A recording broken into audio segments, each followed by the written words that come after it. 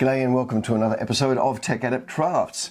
This episode is all about the new Kickstarter, which opens this Tuesday, probably out by the time that most of you see this video. Link will be in the description. If you would like to get the STL files to 3D print this amazing set of terrain designed by Iain Lovecraft, then please click on that link. Go support the Kickstarter, because the proceeds for this, a lot of it will actually go to help support Anala, an amazing organization here in Cherrybrook that works with people with disabilities, providing them with work opportunities, housing, and a range of activities to really improve their quality of life. They're a wonderful organization and I really love supporting them as much as I can.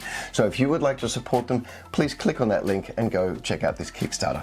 All right, what do we have in the Kickstarter? Well, at the base level, I know that we say toss a dollar to the bard. Well, yeah, I'm a music teacher, so I'm the bard. Unfortunately, with conversion rates between US and Australian dollars, that dollar US sort of works out closer to $2 Australian. But that's for this particular miniature, this amazing floating tower, which is a weather station for this particular campaign. The balloon is separate, so you can actually paint that easily on its own, but it is really a very, very cool concept model. It is anchored down with a chain, and this is the base level of the Kickstarter. But what does the Kickstarter focus around? It focuses around this absolutely awesome airship. Now, I have actually painted this up with purples and greens, not because of the Joker. I know I do like telling my puns, but no, not because of the Joker. I chose those colors for my Dwarven army and was painting this airship up for my dwarves. That's where this is coming. The Dwarven army will be a video later this year. So there is an option for doing it flat on the table, and you've got the engines designed so that they can be done flat on the table, and then you just don't attach the keel and the stand that it's on. So different set of engines for later in the Kickstarter. That will be very cool. There's also a ram head, a hammerhead battering ram. That is also one of the stretch goals. And that's a very cool piece to have there instead of the Fist of Doom that is on the front of the model here. I've chosen to go for the fist just because I actually really like that design of the gauntlet, the Dwarven army punching their way through rocky outcrops or what have you as they're traversing the skies.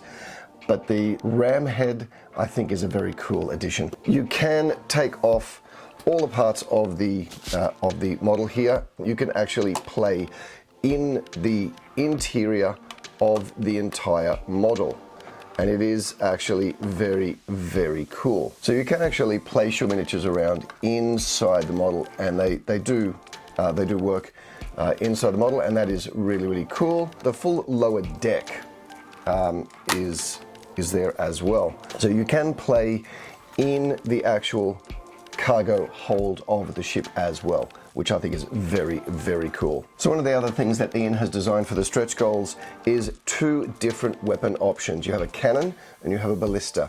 And there's actually two options on the ship for how they fit together.